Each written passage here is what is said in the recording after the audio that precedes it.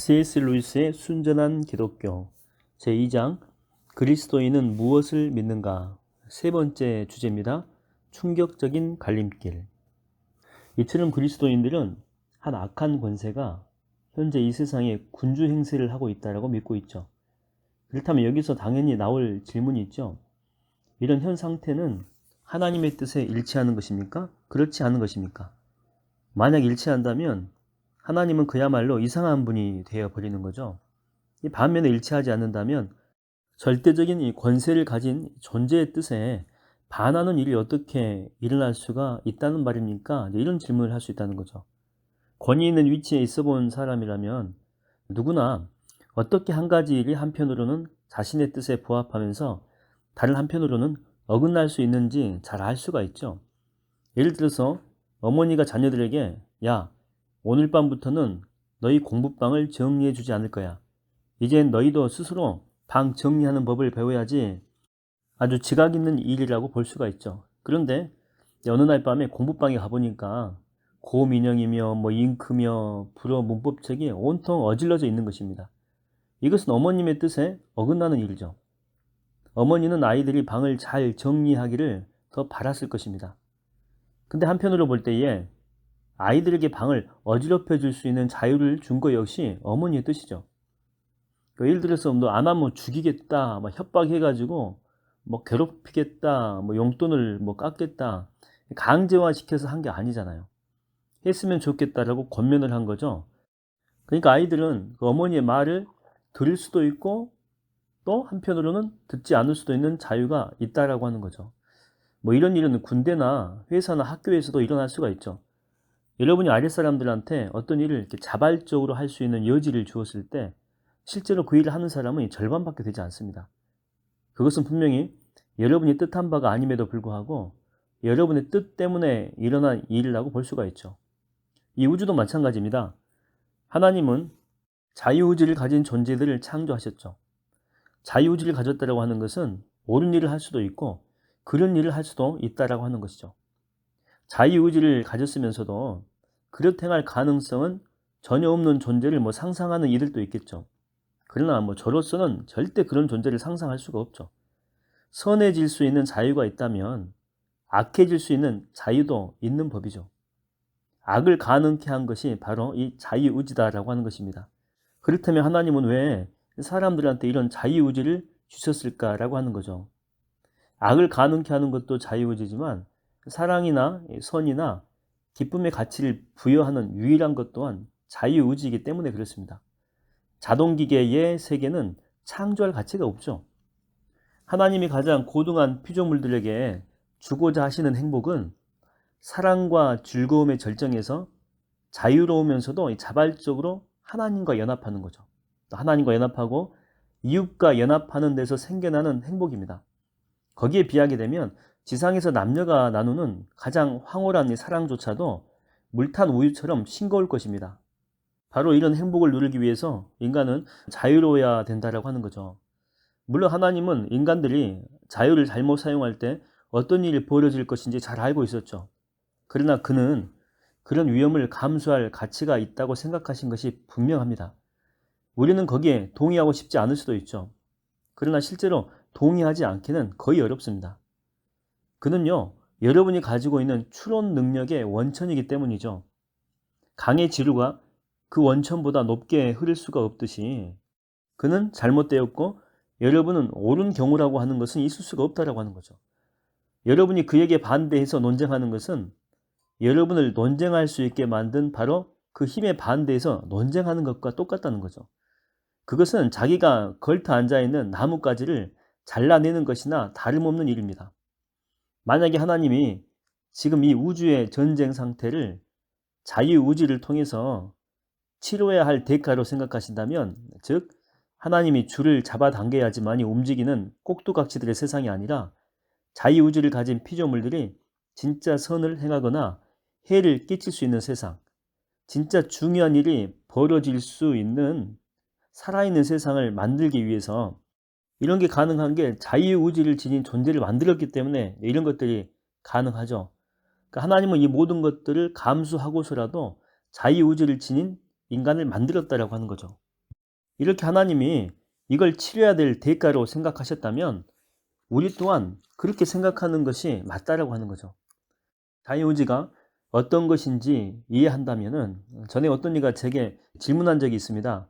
하나님은 왜 이처럼 쉽게 부패하는 재료로 피조물을 만드셨을까? 이 질문이 얼마나 어리석은 것인지 알게 될 것이다라고 하는 거죠. 왜냐하면 좋은 재료로 만든 피조물일수록 그만큼 더 똑똑하고 강하고 자유로운 피조물일수록 옳은 길로 가면 그만큼 더 선해지지만 그른 길로 가게 되면 그만큼 더 악해지는 법이죠. 소는 선하든 악하든 다 거기서 거깁니다. 그러나 개는 소보다 더 선해질 수도 있고 악해질 수도 있죠. 또 반면에 어린아이는요, 개보다 더 선해질 수도 있고 악해질 수도 있습니다. 평범한 성인은 더 그렇죠.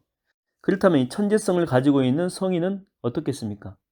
또 한 걸음 더 나아가서 초인간적인 영을 주님이 만드셨다면 이 세상 그 무엇보다 선해질 수도 있고 악해질 수도 있게 되겠죠. 여러분, 어두운 권세는요, 어떻게 타락하게 되었을까요? 이것은 인간이 확실히 대답할 수 없는 질문임이 분명하죠. 그러나 우리 자신이 타락했던 경험에 비추어서 합리적으로 또 전통에 의거해서 추론해 볼 수는 있습니다.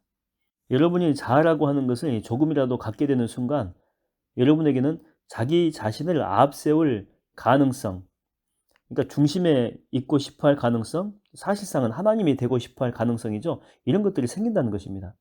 이게 바로 사탄이 지은 죄였고 사탄이 인류에게 가르친 죄입니다. 아담과 하와를 통해서. 어떤 이들은 인간의 타락이 성적인 문제와 관련되어 있다고 하는데 그건 잘못된 생각이죠. 창세기 이야기는 오히려 타락 이후에야 성적인 본능이 부패하게 되었다는 것. 그러니까 이 성적인 부패는 타락의 원인이 아니라 결과라고 하는 것을 보여주고 있죠. 사탄이 우리의 조상들의 머릿속에 불어넣어준 생각은 그들도 하나님과 같이 될 수 있다. 마치 스스로 자신을 창조하기라도 한 양 자존적인 존재가 될 수 있다라고 하는 거죠. 스스로 자신이 인생의 주인이 될 수 있다. 하나님 밖에서 하나님과 상관없이 스스로 행복을 만들어낼 수 있다라고 하는 것이었죠. 그리고 바로 그러한 가망 없는 시도로부터 우리가 인간 역사라고 부르는 모든 것들 이야기가 나왔다라고 하는 거죠. 돈이라든지 가난, 야망, 전쟁, 매춘, 계급, 제국, 노예제도. 그러니까 하나님 외에 무언가 다른 것에서 행복을 찾고자 했던 인간들의 정말 길고 무서운 이야기들입니다. 이게 역사라고 하는 거죠. 그러한 시도가 결코 성공할 수 없었던 이유는 이것 때문입니다. 하나님이 우리를 만드셨죠. 사람이 엔진을 처음 만들었듯이 인간을 처음 만드신 것입니다. 차는 휘발유를 넣어야 달릴 수 있게 만들어졌기 때문에 다른 걸 넣게 되면 안 되죠. 하나님도 마찬가지입니다. 그분 자신을 넣어야 달릴 수 있도록 인간을 만드신 것이죠. 스스로 우리 영혼이 연소시킬 연료가 되시고 우리 영혼이 먹을 음식이 되신 것이죠. 다른 연료나 음식은 없습니다. 종교의 신세를 지지 않으면서 우리식으로 행복하게 해달라고 그래서 하나님께 요청해봤자 아무런 소용이 없는 이유가 바로 여기에 있습니다. 하나님은 하나님과 상관관계 없는 행복이나 평화를 주실 수가 없죠. 그런 것은 세상에 존재하지 않기 때문입니다. 그런 행복이나 평화는 존재하지 않습니다. 이게 바로 역사를 푸는 열쇠죠. 인간은 정말 엄청난 에너지를 썼습니다. 여러 문명을 건설했죠. 또 훌륭한 제도들을 고안해냈습니다. 그런데 매번 무언가가 잘못되었죠. 언제나 몇 가지 치명적인 결함 때문에 이기적이고 잔인한 인간들이 우두머리가 되었죠. 모든 것을 비참한 파멸로 몰고 갔습니다. 사실상 이 기계는요 이미 망가졌습니다. 출발은 잘한 것 같았고 처음 얼마간은 제대로 가는 것 같았지만 금방 고장나 버렸죠. 인간은 잘못된 연료를 넣고 달리려고 하고 있습니다. 이게 바로 사탄이 지금껏 우리에게 해온 것들이죠. 그렇다면 이런 상황 속에서 하나님은 대체 무슨 일을 하셨을까라고 하는 거죠. 무엇보다 먼저 우리에게 양심, 즉 옳고 그른 것에 대한 이 분별력을 남겨주었다고 하는 것입니다. 그래서 어느 시대에나 자신의 양심에 따르려고 노력하는 이들이 나왔죠. 그 중에 몇몇은 아주 열심히 노력했죠. 그러나 그들 중에 어느 누구도 완전히 성공하지는 못했습니다. 둘째로는 하나님은 제가 좋은 꿈이라고 부르는 것을 인류에게 보내주셨습니다. 여기서 뭐 좋은 꿈이라고 하는 것은 뭐 어떤 이방 종교이든지 다 퍼져 있는 기묘한 이야기죠. 다시 말하면 죽었다가 다시 살아나서 어떤 식으로든 인간에게 새 생명을 주는 그 신에 대한 이야기를 가리킵니다. 이 부분은 좀 뒤에서 조금 살펴보고, 그 셋째로는 하나님은 한 특정한 민족을 택하셔서 자신이 어떤 하나님인가 수세기에 걸쳐서 그들의 머리에 심어준 것이죠. 즉 하나님은 한 분밖에 없으며 그는 옳은 행동을 원하신다라고 하는 것. 그 민족, 선택받은 민족이 바로 누구냐면 유대민족이죠. 그렇게 심어주신 이 과정을 기록한 것이 바로 구약 성경입니다. 그런데 정말 충격적인 사건은 그 다음에 일어나게 됩니다. 유대인 가운데 한 남자가 갑자기 나타나가지고 하나님으로 자처하며 다니기 시작한 것입니다. 제가 아까 좋은 꿈이라고 했던 것 뒤에 살펴본다 그랬잖아요. 이것과 연관이 되는 거죠. 예수님의 죽음과 부활 사건이죠. 그는 자신에게 사람들의 죄를 용서해 줄 권한이 있다고 주장했죠. 그리고 자기도 전부터 항상 존재해 왔다는 거죠. 영원 전부터 있었다는 거예요. 또 마지막 날 다시 와서 세상을 심판하겠다라고 그렇게 이야기를 하고 다닙니다. 여기서 우리가 분명히 짚고 넘어가야 될 점이 하나 있는데, 인도인 같은 범신론자라면 얼마든지 자기가 하나님의 일부라고 말하거나 하나님과 하나다 이렇게 말할 수 있거든요. 그러니까 그런 사람들한테는 이 말이 하등 이상하게 들리지 않습니다. 그러나 이 사람은 지금 유대인이었고 그가 말하는 하나님은 그런 범신론적인 하나님이 아닙니다. 유대인의 하나님은 세상 밖에 계시죠. 그러면서 세상을 만드신 존재, 세상 모든 것과 완전히 구별되는 존재다라고 하는 것입니다. 이 점을 생각한다면 이 사람이야말로 인간의 입에서 나올 수 있는 가장 충격적인 말을 지금 하고 있는 거죠. 그의 주장 중에 이제는 우리 귀에 너무 익어가지고 무심코 흘려듣는 말이 있는데, 그게 뭐냐면 죄를 용서해 준다는 말이죠. 그 어떤 죄라도 자기가 다 용서해 준다라고 하는 것입니다. 이 말을 한 사람이 하나님이 아니라면 이거야말로 웃음이 나올 정도로 황당무계한 말이 아닐 수가 없죠. 우리가 알다시피 용서라고 하는 것은 해를 입은 사람이 해를 끼친 사람에게 베푸는 것이죠. 즉 여러분이 제 발을 밟았을 때 제가 여러분을 용서하는 것이고, 여러분이 제 돈을 훔쳐갔을 때 제가 여러분을 용서하는 것이죠. 그런데 자기 발을 밟히지도 않았고 자기 돈을 도난당하지도 않았으면서 다른 사람의 발을 밟고 돈을 훔친 당신의 죄를 용서해 주겠노라고 선언하고 있는 사람이 있다면 이걸 과연 어떻게 생각해야 됩니까? 그것은 아무리 이렇게 부드럽게 표현한다라고 해도 얼간이 짓이라고밖에 말할 수가 없는 행동이죠. 그런데 지금 예수가 바로 그런 행동을 하고 있다라고 하는 것이죠. 그는 사람들에게 그들의 죄가 용서받았다고 선언하고 있습니다. 그들의 죄에 피해를 입은 이들의 의견도 구하지 않았습니다. 그는 일말의 망설임도 없죠. 스스로 가장 큰 피해를 입은 당사자인 것처럼 행동했다니까요. 이것은요, 그가 정말 하나님일 경우에만 이해할 수 있는 행동이죠. 모든 죄는 하나님의 법을 깨트리며 그의 사랑에 상처를 입히는 것이기 때문이죠. 그러나 하나님이 아닌 존재가 이런 말을 했다면 역사에 등장했던 그 어떤 인물보다 우스꽝스럽고 자만에 찬 짓을 했다고 밖에 볼 수가 없다는 것입니다.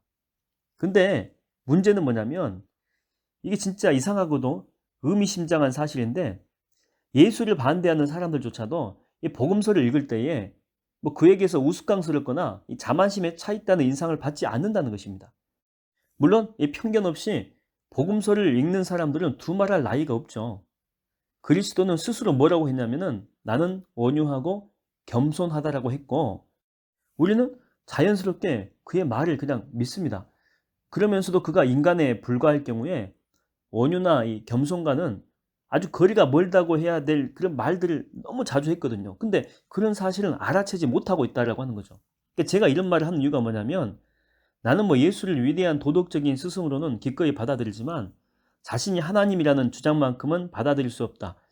이 어리석게 짝이 없는 말을 누구도 못하게 하기 위해서죠. 우리는 이런 말 못합니다. 인간에 불과한 사람이 예수와 같은 주장을 했다면 그는 결코 위대한 도덕적인 스승이 될 수가 없죠. 그는 미치광이 아니면 정신병자죠. 아니면 지옥에서 온 악마 아닐까요?